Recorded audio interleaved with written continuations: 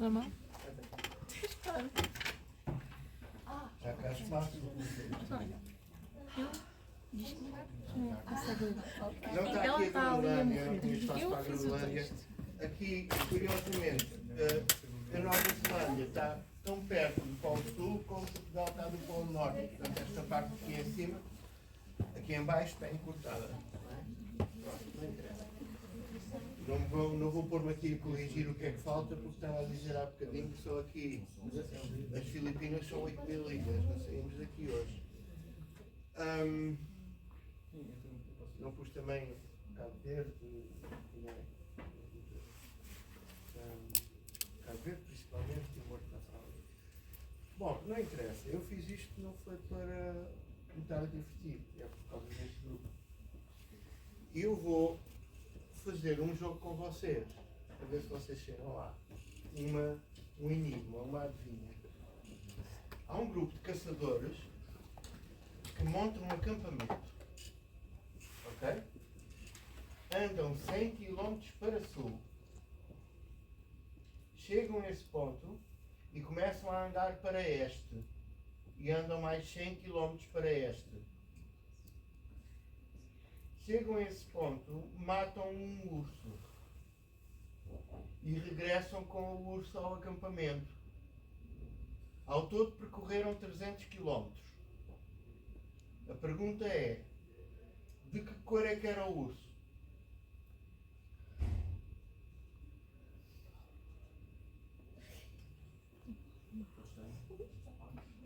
Vocês têm? Tá? Porquê?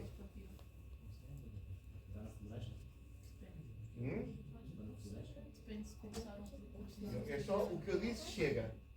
Não precisam fazer mais perguntas. O que eu disse já chega para dizer de cor é que é o urso. Alguém? Porquê? Só para dar sem tentar cá em cima do globo e fazer cheio. Boa! Boa! Já fiz esta questão imensas vezes. Parabéns! É a primeira vez que alguém me dá uma resposta certa. O quê? Ah, já tinha dito no outro dia. Epá. Mas tinha a ver com esta... Hã?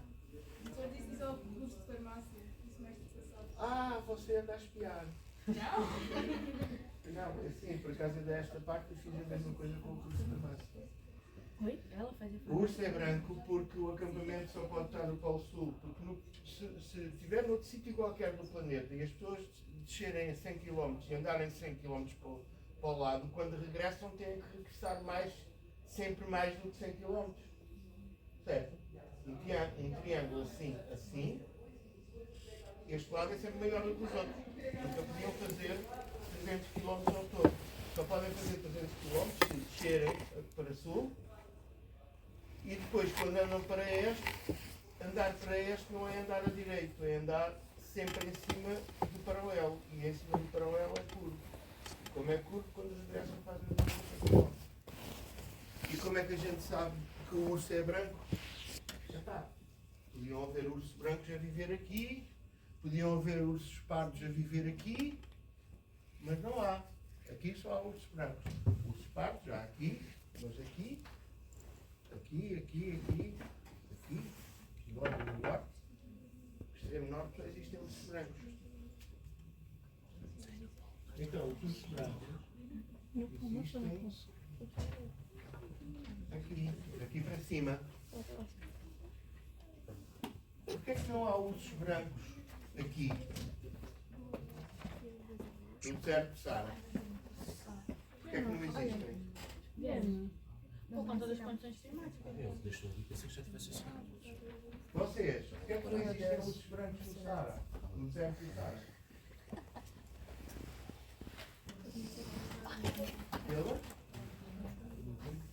Pelo clima, pelo ambiente, porque os ursos pardos, pela sua constituição biológica e instintiva, comem focas, comem baleiras, não comem pinguins, já vos explico porquê.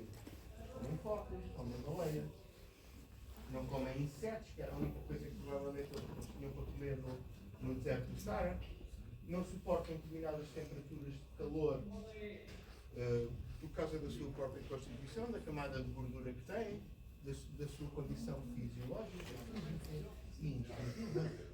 São animais fechados num determinado ambiente. Estão presos.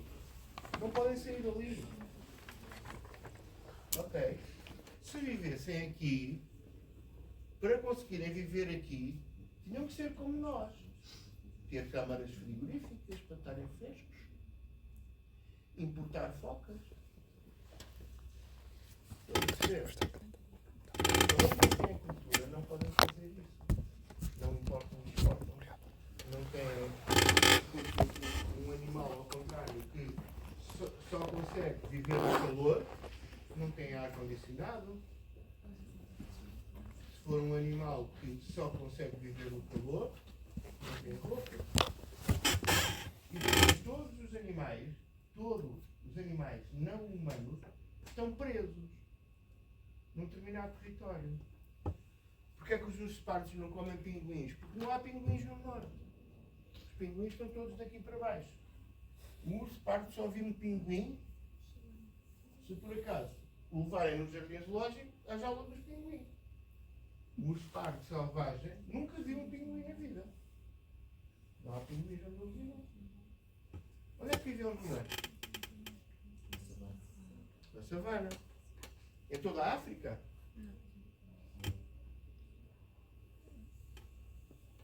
Podia estar colado à fronteira, mas na África subsaariana.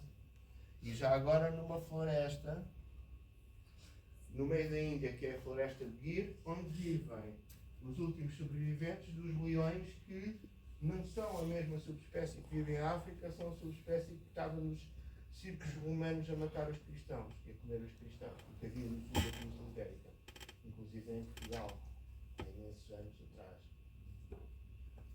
Então, todos os animais, eu só dei aqui 3 exemplos, estão fechados, estão circunscritos à sua região, que é a única região onde conseguem viver, porque é a única região onde têm a comida que conseguem comer, que têm a bebida que têm que beber, que têm o clima e a temperatura que conseguem suportar. Só um animal que escapa a esta prisão. Qual é? O ser humano. O ser humano pode viver em qualquer lado. Hã? Não, você não tem baratas na Antártida. Não tem? Baratas na Antártida? Não, os Não, patinhos. baratas aqui não tem. Aqui não tem baratas. E aqui na Groenlândia, que tem está desenhada, também não tem baratas. Mas de resto, sim, baratas existem praticamente em todo o mundo. Mas não em todo o mundo. Já o ser humano existe em todo o mundo. Existem os esquimós, que têm tecnologia, e quando eu digo tecnologia, não estou a dizer computadores. Um casaco que é extraído de um determinado animal que protege do frio é uma tecnologia. Não é? É uma técnica, é uma produção, é uma invenção. E os esquimós têm essa capacidade, têm lanças para caçar focas, têm estratégias e barcos para caçar baleias, têm iglós, e os iglós são construídos de determinada forma que, apesar de serem de gelo, protegem de facto do frio. E depois também têm as suas tradições próprias, os seus costumes, etc. O grupo que apresentou este texto valorizou muito a parte individual e valorizou pouco a parte que está em comum entre as pessoas. Os esquimós são muito parecidos uns com os outros. Não é? Como nós, somos muito parecidos uns com os outros. Porquê? Porque crescemos na mesma cultura, fomos socializados por valores parecidos, temos as mesmas tradições, conhecemos os mesmos costumes, fazemos as mesmas coisas. Também temos diferenças individuais, é verdade. São diferenças individuais que resultam das escolhas que a gente faz ao longo da vida. Mas isso a gente trabalha quando chegar ao grupo da socialização. O que eu queria dizer relativamente a este grupo é que os animais estão presos pela sua condição biológica e pelos seus instintos. Nós não. Nós não estamos presos pelos nossos instintos, porque temos uma outra coisa que nos permite não estar presos. O que é? Cultura. E a cultura é os agasalhos, as práticas comerciais, importação, exportação, é o ar-condicionado, são as casas que a gente constrói, que nos protegem do frio, se forem bem construídas, que nos protegem dos terremotos. Mas também são as regras sociais que nos permitem viver em conjunto. As leis, as normas, as tradições, os costumes, as religiões, a tecnologia. Portanto, é tudo o que é material e tudo o que é imaterial. Valores, gostos, etc. Temos aqui tudo. E todo este conjunto que é a cultura que eles depois vão apresentar, todo este conjunto permite-nos conseguir viver em todo lado. Ir para todo lado. Se não tivéssemos isso, também estávamos como os outros animais. Vivíamos circunscritos. Não conseguíamos viver a norte daqui, não conseguíamos viver no Saara. Que animais é que conseguem estar no Saara? Além dos insetos. Hã? É? Ouvi qualquer coisa. Escorpiões. Escorpião? É? Acho que é. E os dromedários? Porquê é que os dromedários conseguem viver no Saara? Qual? Lagartos também, algumas espécies. Porquê? As cocobras também não. Por causa de ter uma bossa tão grande. Dentro da bossa está água. Eles conseguem sobreviver passando muito tempo sem beber água. Indo de oásis em oásis. E depois conseguem também apanhar alguns produtos para comerem. Curiosamente, os dromedários só não conseguem estar muito tempo sem beber água se for uma dromedária fêmea que esteja grávida. E vejam como as culturas vão se apropriando de determinados conhecimentos produzidos por outras. Vocês sabem o que é? Vocês sabem que a minha área é a sexologia, não é? Eu apresentei, quando me apresentei, falei disso. Vocês sabem, já ouviram falar do dispositivo introduzido? Tá? É um mecanismo que tem fio de cobre, tem plástico, que é introduzido pelo médico no útero de uma mulher, provoca uma pequena inflamação. Essa inflamação impede, dificulta e impede a fecundação, a passagem dos espermatozoides, a iridação, a fixação do útero e, portanto, impede uma gravidez. É um método contraceptivo que é que inventou os tuaregs do deserto do Saara, na Idade Média. Porquê? Porque, como precisavam de andar de oásis em oásis, de povoação para povoação, na época das feiras, iam nos camelos, porque os camelos é que conseguiam passar o tempo sem beber água. Eles podiam levar um cantil para eles, mas não podiam levar um bidão de água, porque os camelos bebem muito.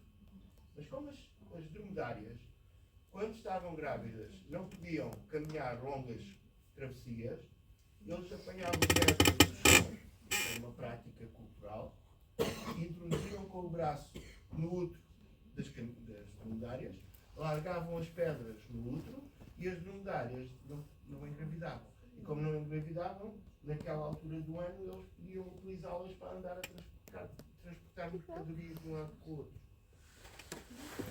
Essas pedras provocavam uma inflamação. É como nós, por exemplo, quando enfiamos uma farpa de madeira na pele, o que é que provoca? Uma inflamação.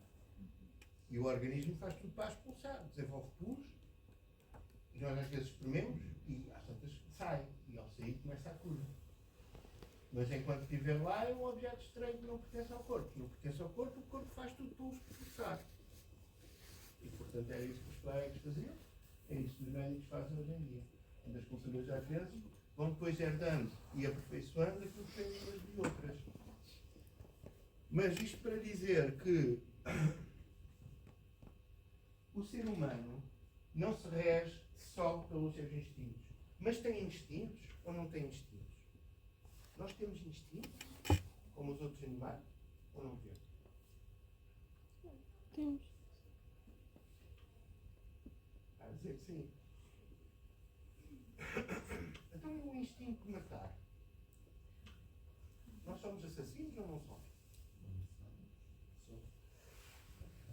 Biologicamente, nós somos um animal que mata ou não somos um animal que mata? Os Somos. chimpanzés matam. Ok? Já os herbívoros não matam. Os leões matam. Os veados podem eventualmente matar em lutas para conquistar uma aranha, espaço, etc. E nós? Somos um animal que mata ou não somos? Somos. Nós, se não tivéssemos cultura e regras sociais que nos impedissem de fazer, matávamos para acasalar, matávamos para ter território, matávamos para defender a prole, para defendermos dos invasores, dos outros que vêm de fora, etc. Matávamos.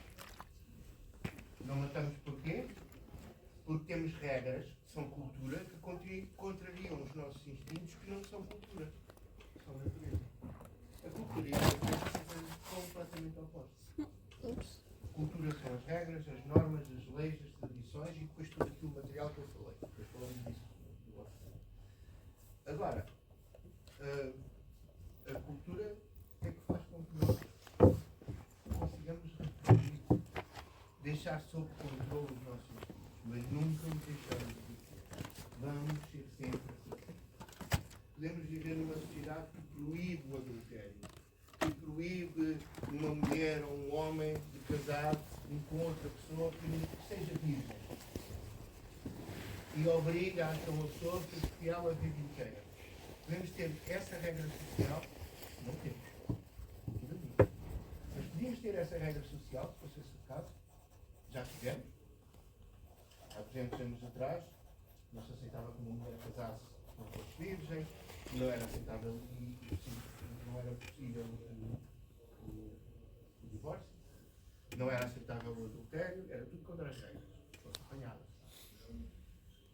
Agora, podemos viver numa sociedade assim durante 500 anos, durante 1000 anos. Vamos sempre nascer poligâmicos. Mesmo que cresçamos numa sociedade monogâmica, vamos sempre ser poligâmicos. São instintos que podem, se forem contra as regras da sociedade, estar recalcados, estar afundados por baixo de uma manta, e essa manta é a sociedade, que impede que eles se manifestem. Há outros instintos que não são proibidos pela sociedade, que não podem sequer ser. Não nos podem proibir nesta sociedade de nos apaixonarmos uns pelos outros, isso acontece. Não podemos ser proibidos de, quando estamos apaixonados, tentar conquistar a pessoa. Não podemos ser proibidos de fechar os olhos quando uma coisa repentina passa-nos pelos olhos. Não podemos ser proibidos de, quando caímos, pomos as mãos na frente. Mas nas coisas em que podemos ser proibidos, é como se vocês tivessem ratos, cortassem o rabo dos ratos. E depois esses ratos tinham filhos, nasciam com rabo, cortavam o rabo. Depois tinham filhos, nasciam com rabo, cortavam o rabo. Podem cortar o rabo de todos os ratos durante milhares de anos. Se deixarem de cortar, começam a nascer os ratos com o rabo que normalmente têm. Quem é que gosta de cães aqui? Gostam de boxers? Sim. Gosto muito de boxers, já tive três. Antes cortava-se o rabo dos boxers. Mas durante muitos anos nunca vi um boxer com rabo. Agora é proibido cortar o rabo dos boxers. Tanto tempo. E eles continuam a querer mexer com o rabo. É a mesma coisa com os nossos instintos. Nós podemos não os proibir, podemos proibi-los, podemos não os reprimir ou reprimi-los. Vamos sempre nascer com eles. Vamos sempre ser tendencialmente e geneticamente, e no nosso código genético, no DNA, assassinos. Vamos ser sempre poligâmicos. Vamos ser sempre criaturas que vivem em grupo. São coisas que têm a ver com os nossos instintos. Uns a gente vive, outros não. Então, o que é que forma a nossa personalidade então? A nossa cultura. O facto de nascermos numa determinada cultura vai formar um determinado tipo de personalidade. O que é que nos faz diferentes uns dos outros, as diferentes escolhas que a gente faz. Mas as escolhas são escolhas que nós fazemos como quem vai a um restaurante, que escolhe o que é que vai comer. Mas só podes escolher o que tiver lá no menu. Eu penso que já vos disse na aula da apresentação isso, não é? Não podes escolher, o exemplo acho que foi da sardinha assada com chantilly, não foi? Não podes escolher porque não está no menu. Certo? Portanto, a sociedade é que nos dá uma determinada matriz, uma determinada teia onde a gente se consegue mexer, mas a gente só se consegue mexer porque a sociedade permite. Se não permitir, a gente não consegue. Se não tiver no menu, a gente não consegue. Okay? Quando chegarmos ao grupo da sociedade e da socialização, vocês vão ver uma coisa. Os menus das escolhas dos seres humanos em todas as áreas, educação, religião, família, instituições, saúde, educação, em tudo o que vocês possam pensar, as opções, os menus, as possibilidades de escolhas, desde que o homem é homem, nunca pararam de aumentar. E continuam hoje a aumentar. E nós vamos ver isso depois, está bem? Alguma dúvida? Acham que simplifiquei o texto? Tornei-o mais simples, não é? Utilizar palavras. Então, temos. Quanto tempo? Meia hora. Assim. O grupo de cultura. Podem apresentar ainda hoje. Demoram o quê? 2 ou 3 minutos? Sim.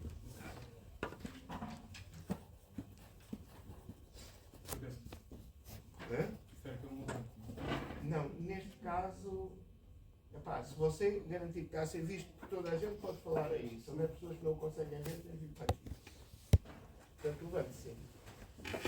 Às vezes toda a gente está a ver. Não começa ainda, deixa-me só apanhar a caneta. Tá, pode começar. A definição de cultura pode ser entendida por tudo o que é aprendido pelo homem, contrariando assim uma origem genética comum. Por exemplo, aprender a comunicar. A cultura é tudo o que o homem acrescenta à natureza. A discussão sobre o que é cultura originou um debate com duas vertentes principais, o etnocentrismo e o relativismo cultural. O etnocentrismo é uma visão não científica e preconceituosa em que existe uma comparação entre culturas ofuscada pelo ponto de vista cultural de cada um. Exemplo, um português acha que a Espanha é um país grande, mas um russo acha que a Espanha é um país pequeno. O relativismo cultural é uma visão científica defendida pelos antropólogos, que tem como princípio que a cultura apenas pode ser compreendida nos seus próprios termos e que os padrões de outras culturas não lhes podem ser aplicados. Sim. Relativismo cultural, como não tem exemplo, não. Ah, falou. Boa. O vosso colega disse muito bem, cultura é tudo aquilo que o homem acrescenta à natureza. Ok? Vou-vos contar uma história para vocês perceberem esta questão da cultura. Nós nunca podemos dizer, isto é mau porque isto não é cultural. Ou isto é mau porque isto não é natural. Eu uma vez estava a dar uma formação sobre sexologia, claro, a professores do ensino secundário. Era uma formação de 50 horas que eles aproveitavam para ter créditos e poder progredir na carreira, porque eu tinha acreditação e tenho acreditação para dar essas formações a professores e outros profissionais de saúde. E estava a dar essa formação e estava a falar das questões relacionadas com a homossexualidade e falava às pessoas serem homossexuais, teorias essencialistas, construcionismo social. E depois houve alguém que perguntou, então, mas eu não tenho nada contra, mas não gosto nada dos maneirismos, depois exageram, querem mostrar a toda a gente, é aquela exuberância dos desfiles gay, etc. E eu dei a resposta sociológica. Se alguém aqui já foi, não sei se alguém, eu já fui, já alguém foi a uma casa de Portugal, em França, ou em Berlim, ou em Münster, ou em países onde existem portugueses. Já? Ok, boa. Onde é que foi? França. Quando você entra lá nessa casa, o que é que você vê? Como é que está decorada? A decoração. Até não é assim nada. Há português, não há assim nada de específico, é mais gastronomia. Gastronomia portuguesa. O quê? Bacalhau? Latas de conserva, bacalhau, a cozinha é praticamente portuguesa, tem um restaurante. A música? Música também portuguesa. Bacalhau. Há Que tipo de música? portugueses sentados na esplanada, Que tipo de música? fadas. Fado. Toda a gente aqui ouve fado todos os dias. Toda a gente aqui come bacalhau todos os dias. Conservas feitas ali em olhão todos os dias. Eu já fui a uma casa de Portugal em Münster, na Alemanha. E era mais portuguesa do que alguma vez. Eu senti-me mais em Portugal do que alguma vez me senti. Era só bacalhau pendurado. Eram aqueles garrafões de 5 litros de verga que cá já não existem. Aquelas pessoas que iam lá, portugueses, a maior parte deles tinha bigode. A música era música tipo música pimba ou então fado. Bandeiras de Portugal espalhadas, cartazes com a figura do Eusébio, da Amália Rodrigues. Eu nunca me senti tanto em Portugal quando estive lá. Em todos os sítios que estive em Portugal. Porquê? Porque todos os grupos, quando são minoritários e alvo de alguma discriminação no sítio onde estão, têm a tendência a exagerar da maneira como mostram os seus próprios estereótipos, numa perspectiva de criarem um elemento de identificação e de defesa relativamente ao outro que é diferente. Marcar a diferença. E os homossexuais fazem a mesma coisa. Não é diferente daquilo que os imigrantes portugueses fazem lá fora. Eu estava a dizer isto e houve uma professora que felizmente já não dava aulas, já estava com horário zero, tinha 60 anos, felizmente não dava aulas porque ela era completamente homofóbica. E ela diz assim, desculpa lá uma coisa, nós estamos aqui agora a branquear uma coisa que não é natural, uma coisa que é uma doença. Os homossexuais são doentes. Era professora de quê? Era professora de História. Claro. Não vou dizer em que sítio é que foi, nem nada. Os homossexuais são doentes, os homossexuais não são normais, não é natural. O que é natural? É um homem e uma mulher, porque só. Você acha que 2 homens podem ter filhos? 2 mulheres podem ter filhos? Se não podem ter filhos, não faz sentido terem relações sexuais uns com os outros. E eu virei para ela e disse, com toda a educação, pois você não é contra que 2 pessoas, já passando a menopausa, tenham relações, também não podem ter filhos. Ou você é contra também uma relação entre os representativos, também não podem ter filhos. As relações são que as pessoas têm para ser. Só querem ter filhos. Eu só tenho um filho. Acredito que eu já fiz mais sexo do que um. Não fiz só uma. Quer dizer, nós vamos ter muitíssimo menos filhos do que as vezes em que vamos ter relações sexuais. Ah, mas não é natural, não sei o quê, dizia ela, não é natural e por isso é uma coisa má. Ok. E eu virei para a senhora e disse, senhora, cozinha os seus alimentos. E ela, cozinha, não é natural. É natural é a gente andar na floresta e jogar-se à dentada num boi de passo. Você bebe água? Bebe. Onde? No garrafão da torneira. Então porquê é que não bebe água deitada num riacho ali como os outros? Isso não é natural. Não é natural utilizarmos dinheiro, não é natural vestirmos quando temos frio, não é natural cortarmos o cabelo em sítios onde ele cresce naturalmente, não é natural usarmos óculos, não é natural vivermos em casas de pedra, que era natural vivermos em cavernas. Não é natural nada dessas coisas. A música não é natural, a arte não é natural. E você é contra essas coisas todas porque não são naturais? E pronto, ela ficou assim, um bocadinho, pronto, sem grande argumento. E quando uma pessoa tem uma posição muito fincada sobre uma coisa e fica sem argumento, diz assim, tudo isto que eu disse que não é natural, estou a dizer porquê? Porque é cultural. Se não é natural, é cultural. O que não é natural é cultural. O que não é cultural é natural.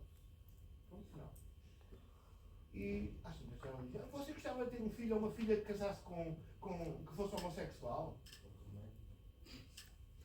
E eu virei para ela e disse, você já ouviu dizer alguma vez, eu não sou nada racista, mas não gostava nada que o meu filho ou a minha filha casasse com um cigano? Ou com um preto?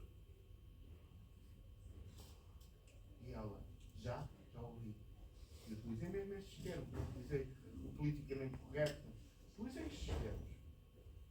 E ela disse, já ouvi. E toda a gente lá disse, sim, às vezes ouvi. Então, se vocês não são racistas, dizem que não são racistas, e dizem que já ouviram, e alguns disseram que já disseram porque saíram, não gostavam nada que o filho ou uma filha casasse e utilizaram a palavra preto. Então, e se tivesse alguma pessoa com aparência africana, mais escura, na vossa mesa de café, vocês diziam a mesma? Não, aí não dizíamos. E se disséssemos, não sabíamos onde é que nos havíamos meter. Se calhar corávamos ou enfiávamos debaixo de uma mesa, qualquer coisa. Então como é que a senhora sabe que aqui na sala não existem homossexuais? É porque a cor disso. Estão a ver? Isto é uma aula sobre qualidade profissional. Vocês vão lidar com pessoas. E para serem melhores profissionais, o que é que vocês têm que ser? Não fazer julgamentos de valor sobre nada, porque vocês não sabem quem é o outro que está ali. Não interessa o que é que vocês pensam lá na volta de uma mesa de café. O que interessa é que vocês, quanto mais viajadas e viajados forem, quanto mais aceitarem a diversidade dos comportamentos da vida social, melhores profissionais vocês vão ser. Se vocês tiverem uma visão muito afunilada, as famílias têm que ser homem e mulher e casados pela igreja. E vocês transmitirem isso enquanto profissionais, muitas vezes vão ter pessoas à frente que não são assim. E portanto vocês devem ser tão neutras e neutros quanto possível. E agora vamos para a questão do etnocentrismo e do ativismo cultural. É assim. Eu disse ao grupo deste exemplo. Isto é grande ou pequeno? Agora vocês do grupo da cultura não. Isto é grande ou pequeno? Depende. Depende do quê? Quem é que está a falar? Comparação. Com o quê? O que não quiser. Se eu estiver a falar de uma barata, É é grande. grande ou pequeno? Grande. E se eu estiver a falar de um elefante? Sim. Pequeno. Todos nós estamos a falar de alguma coisa. E vocês disseram muito bem. Estamos a falar partindo de um ponto de partida. Qual é o ponto de partida? A nossa cultura, a nossa realidade. E eles disseram muito bem, para um português, a Espanha é grande porque a Espanha é maior do que Portugal. Porque nós partimos da realidade que é ser português. Portanto, quando eu digo que se for um rato ou se for um elefante, neste caso não se põe. No etnocentrismo a gente parte sempre de uma coisa. E depois falamos dos outros partindo dessa coisa. E essa coisa somos nós. É a nossa cultura. E o etnocentrismo não é ciência. Nós não podemos responder isto é grande ou pequeno. A ciência sobre isto o que é que diz? São 20 centímetros. O relativismo cultural sobre isto o que é que diz? São 20 centímetros. Não diz grande ou pequeno. Eventualmente, poderá dizer, depende sempre da perspectiva. Mas nem sequer vai por aí. Porque quando nós partimos de uma perspectiva específica para julgar o outro, estamos a fazer um julgamento abusivo. Não há culturas mais melhores do que outras. Há culturas diferentes umas das outras. Melhores não. E quando analisamos, ou piores, quando analisamos uma cultura, devemos descrevê-la como ela é, sem a comparar com nada. Porque ao compararmos, estamos sempre a julgar. E nós individualmente fazemos a mesma coisa. Eu não sei se vos dei este exemplo, se não, mas é aquele que me ocorreu agora, porque se calhar já vos dei. Do ponto de vista individual, se eu for uma pessoa que dá esmola aos pobres, dei este exemplo.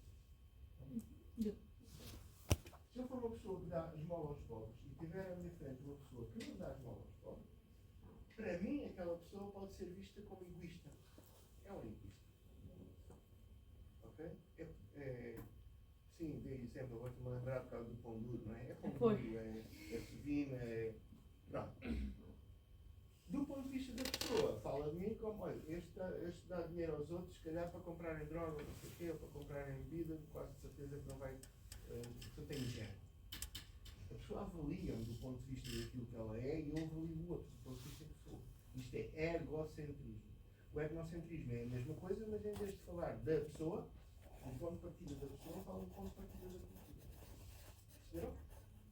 Sim? Então eu vou dar, para terminar a aula, 2 exemplos que explicam bem, e é isso que vocês me pediram, um exemplo de relativismo cultural. Okay? 2 exemplos verdadeiros. Um está descrito nos manuais de antropologia sobre estas questões, o outro passou-se comigo. Primeiro, há um antropólogo inglês que vai investigar, conhecer uma tribo que nunca antes tinha tido contacto com o mundo tecnologicamente desenvolvido. No meio da Amazónia, no Brasil, e nos anos 40, 50, uma coisa assim. 50, acho que foi. E ele vai de Inglaterra, vai para o Brasil, vai para Manaus, em Manaus apanha o transporte pelo Rio Amazónia, depois sai num afluente, tinha a indicação de onde é que estava a tribo, porque ela já tinha sido sobrevoada, sabia-se onde é que ela era, e ele tinha esse mapa delineado e ele foi para essa tribo. E, utilizando a linguagem que ele conseguia, projetos, etc., ele conseguiu transmitir à tribo que aquilo que ele queria era viver com eles durante uma temporada, 1 ano, neste caso, para conhecê-los e poder descrever a cultura daquela tribo, como antropólogos. Os antropólogos é isso que fazem. Os antropólogos são os sociólogos, mas são os sociólogos das tribos e do passado. Não é? Enquanto que os sociólogos são mais os investigadores da sociedade, mais centrados no presente. Não é? Pronto, é a grande diferença. O resto é igual. Este antropólogo chegou lá e ficou lá a viver 1 ano. Antes de ir para lá, num bloco de notas apontou avaliar as trocas económicas, ver como os homens e as mulheres se tratam um ao outro, ver quantos filhos em média têm, ver como é, o que é que comem, a que horas comem, o que é que os homens fazem, o que é que as mulheres fazem, etc, etc, etc. E aquilo tudo. Porque se não tivesse aquilo no bloco de notas, chegava lá e pronto, uma coisa chamava-lhe a atenção e ele escrevia só sobre aquilo. Então ele levava, como bom cientista que era, levava uma espécie de uma matriz de análise. Teve lá 1 ano. Desenvolveu uma amizade, uma proximidade imensa com aquela gente. É como vocês veem, eu não vejo, já vi um outro episódio há muito tempo, como vocês veem no Big Brother. As pessoas estão juntas durante muito tempo e às vezes sempre assim muito próximas, muito íntimas. E isso aconteceu com ele. Ele desenvolveu sentimentos de amizade muito profunda com aquela gente, principalmente com o chefe da tribo, que era o principal informador, era o que sabia mais, era o mais velho. E às tantas, no dia em que ele vai-se embora, eles resolvem fazer-lhe uma homenagem. Fazem uma noite de festas, bebem as bebidas que eles bebiam, dançam, tudo à volta de um objeto que eles consideravam sagrado, que era uma espécie de tronco de árvore, mas sem folhas. É só um tronco de árvore, tem 2 metros e tal de altura, um tronco de árvore esculpido à volta, e eles dançavam à volta do tronco. Era uma espécie de adoração quase religiosa por aquele. Era o centro da aldeia, da tribo. E eles dançaram ali à volta, etc. E no dia, quando se despedem, no dia a seguir, o nosso antropólogo emocionado nunca mais ia ver aquela gente, o chefe da tribo e os outros elementos da tribo nunca mais iam ver o antropólogo. Emocionado, vira-se para o chefe da tribo e diz, como recordação, eu vou-te dar como presente tudo aquilo que tu pedires. O que quer que seja, podes pedir o que quiseres. Ele esqueceu-se de uma coisa. Que havia um objeto que ele tinha, que era muito valioso, tinha pertencido ao avô, ao pai, passou para ele. Era um relógio dos primeiros relógios mecânicos feitos na história. Um relógio suíço. Era o objeto que ele tinha com mais valor. Mas para o chefe da tribo, aquele objeto era mágico. Ele não achava que o chefe da tribo não via o relógio como um instrumento para medir o tempo, como nós vemos. Via o relógio como um instrumento que manda no tempo. Aquele ponteiro, ele fica a saber que aquele ponteiro, quando está ali, é quando o sol desaparece. Isso é mágico para ele. Ele pediu o relógio.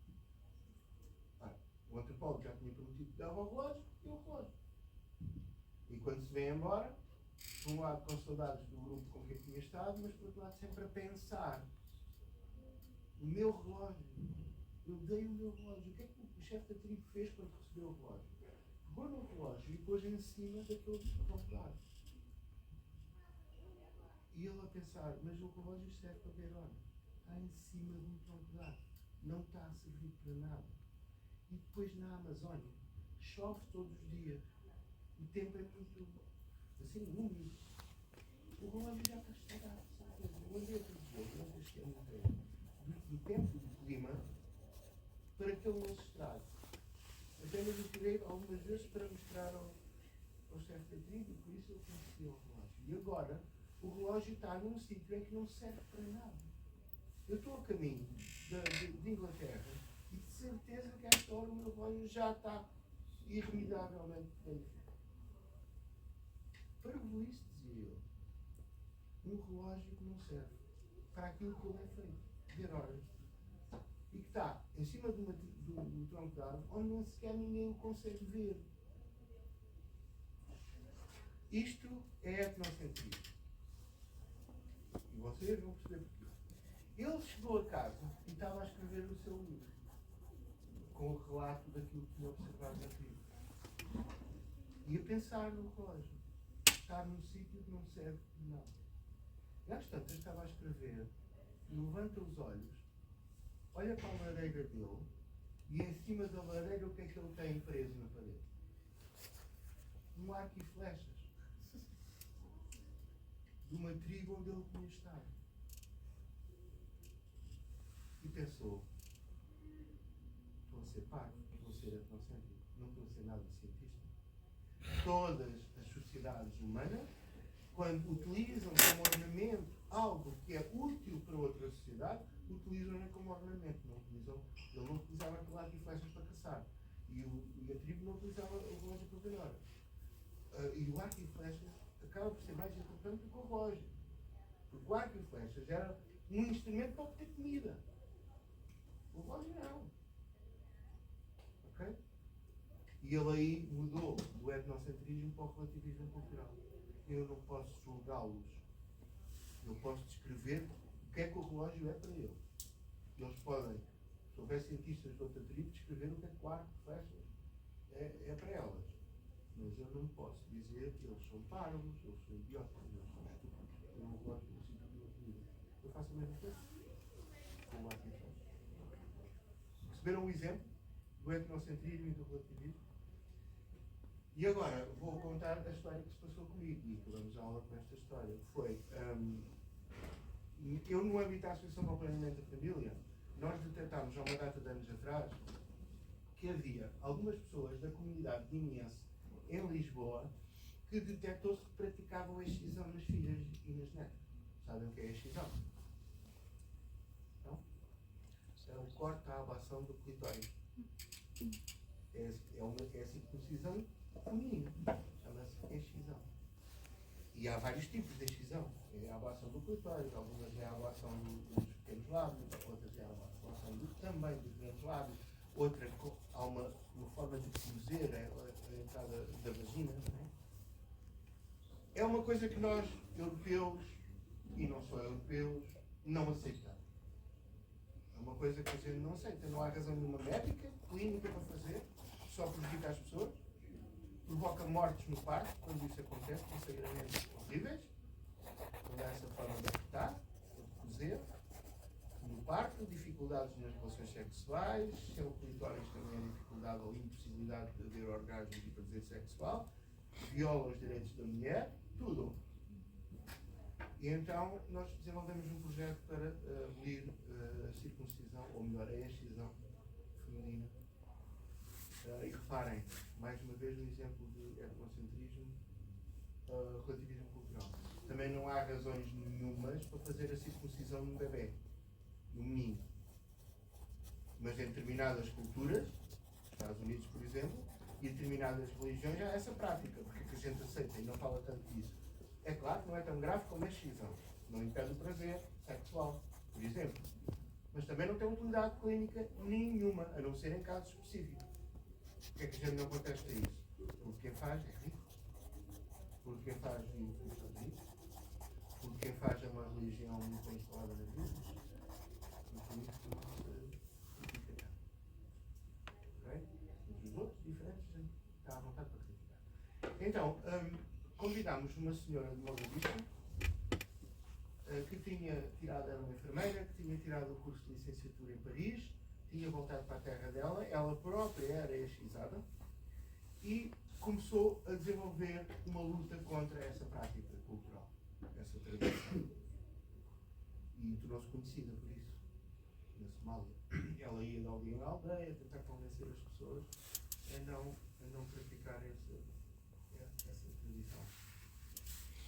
E ela convidámos-la para um congresso, ela falou, e depois eu, com mais duas colegas meus, o Eduardo Pilar e a Alice Prado, fomos jantar, e ela, fomos jantar juntos, e perguntei, qual é a maior dificuldade que vocês sentem em tentar convencer as pessoas a deixarem de fazer isso?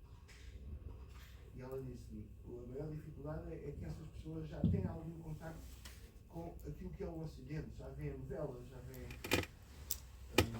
televisão, já não têm acesso à internet, não à internet, mas já têm algum contacto, sabem como é que vocês europeus vivem. E houve uma, por exemplo, que me explicou de uma forma muito clara. Virou-se para mim e disse, mas porquê é que os ocidentais, vocês ocidentais, porque ela já era tratada por ocidental, por comunidade de cabo, os valores eram ocidentais, europeus, etc. Porquê é que vocês querem interferir na nossa cultura e nas nossas tradições? A gente não faz o mesmo com vocês. Eu sei, diz ela, diz a Somália, eu sei, não, diz a outra quando falava com ela, eu sei que vocês, europeus, durante o dia, põem as vossas crianças a ser cuidadas por pessoas que não são da família dela. Pagam para isso. As vossas crianças passam o dia a sentar convosco. E às tantas, ao fim do dia, saem do trabalho, porque vocês trabalham, vocês, homens, trabalham e as mulheres também trabalham. Saem do trabalho e vão buscar os filhos. E chegam a casa e fazem o jantar e etc. E quando estão a jantar, em vez de fazerem como nós, jantarem à volta de uma fogueira a contar histórias da nossa cultura e da nossa tradição, sentam-se à volta de uma mesa, muitas vezes em silêncio, olhando para um ecrã de televisão, vendo uma novela que conta a vida e a história de pessoas que não existem, que nunca existiram, que nada tem a ver com a vossa realidade em vez de falar uns com os outros. E querem que a gente deixe de tocar o território. Aquilo que vocês fazem com as vossas crianças é uma aberração, dizia ela. Para aquela senhora que defendia a mutilação genital feminina, falando com a tal enfermeira, para aquela senhora, aquilo que a gente fazia de não comunicar com os nossos filhos e de sentarmos à volta da televisão, agora à volta dos telemóveis, etc., era tão aberrante como para nós era a excisão e a mutilação genital feminina. Mais um exemplo. Etnocentrismo versus relativismo. Um exemplo a partir de uma prática que para todos nós é horrível. Eu já vi. É horrível. Não vi ao vivo, vi no Museu da Etnologia. Filmado de frente, uma menina de 5, 6 anos a ser levada para uma cerimónia dessas e depois cortarem com uma faca romba suja e sem qualquer tipo de higiene, sem anestesia, mutilarem a miúda. É claro que a miúda durante a prática de uma forma que eu nunca vi. E é uma coisa horrível. E para nós é inaceitável. Mas nós temos coisas que são inaceitáveis para ouvir. Bem. Algum comentário? Perceberam que